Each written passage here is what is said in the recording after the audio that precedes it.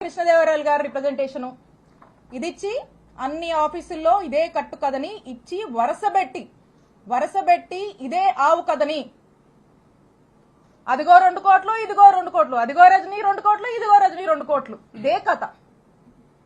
ఇదే కథని వరుసబెట్టి ప్రచారంలోకి తీసుకొచ్చి ఇదే దీన్ని పెట్టి ఏం చేస్తారు? ఇక్కడ నుంచి మొదలు పెడితే ఇక్కడ పోలీస్ స్టేషన్ల దగ్గర నుంచి మొదలు పెడితే పీక్స్ కి తీసుకెళ్లారు. మొదలు పెడితే డీజీపీ గారికి కంప్లైంట్ ఇస్తారు, హోమ్ మినిస్టర్ కి ఇస్తారు, విజిలెన్స్ అంటారు, సిఐడి అంటారు, ఏసీబీ అంటారు. ఈ అన్నిటికీ కంప్లైంట్లు ఇస్తారు. ఇచ్చినప్పుడల్లా వార్త రాయిస్తారు. 10 నెలల నుంచి ఇదే కథ. ఆఖరికి దీన్ని ఏ లెవెల్ కి దీంట్లో మళ్ళీ ఎలివేషన్ కూడా. ఈ కథనే ఓ కట్టు కదా, ఈ కథలో మళ్ళీ ఎలివేషన్స్ కూడా. 17A కోసం గవర్నర్ కి ఏదో పర్మిషన్ పెట్టానని వాళ్లే మళ్ళీ పేపర్లో రాయిస్తారు. ఒకసారి ఆలోచించండి. ఇలా తప్పుడు కేసులకి ఎలా ఆద్యం పోస్తూ అధికారాన్ని అడ్డం పెట్టుకొని ఏ విధంగా కూడా ఇబ్బంది పెట్టేటువంటి ప్రయత్నం చేస్తున్నారో మనకు స్పష్టంగా అర్థమవుతా ఉంది. ఇకపోతే విజిలెన్స్ ఎంక్వైరీ అంట. వీళ్ళే విజిలెన్స్ ఎంక్వైరీ అని చెప్పి విజిలెన్స్ ఎంక్వైరీ వేపిస్తారు. ఇక విజిలెన్స్ ఎంక్వైరీ ఏంటండి? విజిలెన్స్ ఎంక్వైరీ మీరు చూస్తే వైజాగ్ లో ఒక ఎమ్మెల్సీ గారు ఉన్నారు, దువ్వవరపు రామారావు గారు.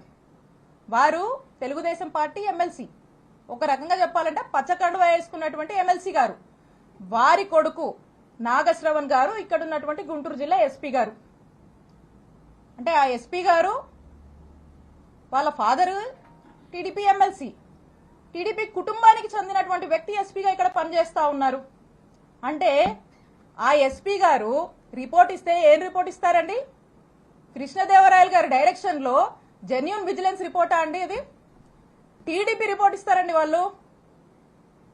ఇక్కడ నుంచి ఒక ఫ్యాబ్రికేటెడ్ అవాస్తవాలతో కూడినటువంటి ఒక టీడీపీ రిపోర్ట్ ని, ఏమీ లేనటువంటి విషయాన్ని వాళ్ళకు అనుకూలంగా వాళ్ళకు నచ్చినట్టుగా రాసుకుని పంపిస్తారు. పంపించి దీన్ని ఇక ఫాలోఅప్ చేసి ఈ రోజు ఈ కేసు కట్టేదాకా తీసుకొచ్చారు. ఇక ఇది పీక్స్ అన్నమాట. అందుకే ఈ కేసు నేను రెడ్ బుక్ రాజ్యాంగానికి, రెడ్ బుక్ పాలనకు ఒక పరాకాష్ట అని చెప్పి చెప్తా ఉన్నాను. ఈ విధంగా చేస్తా ఉన్నారు. ఇక ఇదే కాకుండా ఒకవైపున ఈయన చెప్పాను కదా, ఇంకో వైపున ఇక్కడ ఉన్నాడు అవినీతి ఘనపాటి ఎమ్మెల్యే పత్తిపాటి గారు. ఇక ఆయన ఎక్కడా లేదు, విద్యుత్ పవర్ చేస్తే రాష్ట్రంలో ఎక్కడా లేదు. ఒక్క చిలుకూరుపేటకే సమస్య వచ్చిందంట. ఇక్కడ మాత్రము మా మీద ధర్నా కేసు కడతారు, నా మీద, మా ఫాలోవర్స్ మీద, మా వైఎస్ఆర్ కాంగ్రెస్ పార్టీ నాయకుల మీద. ఇక అదేదోనంట ఎప్పుడో జరిగిందంట కట్టుకదల్లి అతను కూడా ఏదో పెట్టాలి కాబట్టి ఈ రెడ్ బుక్ రాజ్యాంగం నడుస్తుంది కాబట్టి ఈయన కూడా ఏం తగ్గకూడదని చెప్పి ఎవరినో పంపించి ఓ కట్టుకదల్లేసి నా మీద ఎస్సీ ఎస్టీ కేసు పెడతాడు. జర్మనీలో ఉండే మా మరిది మీద ఇక్కడ లేకపోయినా ఇష్టం వచ్చినట్టుగా కేసులు కట్టేస్తారు. వరుస పెట్టి అతని మీద కేసులు కడతారు. మా మామ మీద కేసు కడతారు. నచ్చినట్టుగా ఏదన్నా పెట్టుకోవచ్చు కంటెంట్. కేసులు కడతారు.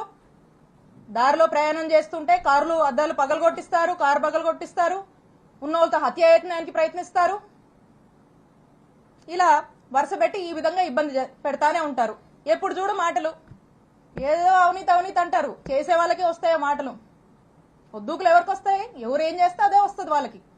ఆయన అదే చేస్తాడు కాబట్టి పొద్దున్న లేస్తే ఆయన చేసే పాలన ఏమి ఉండదు. కాబట్టి ఆ నోటి వెంట వచ్చే మాటలే అవి. ఏం చేస్తారో అదే వస్తుంది.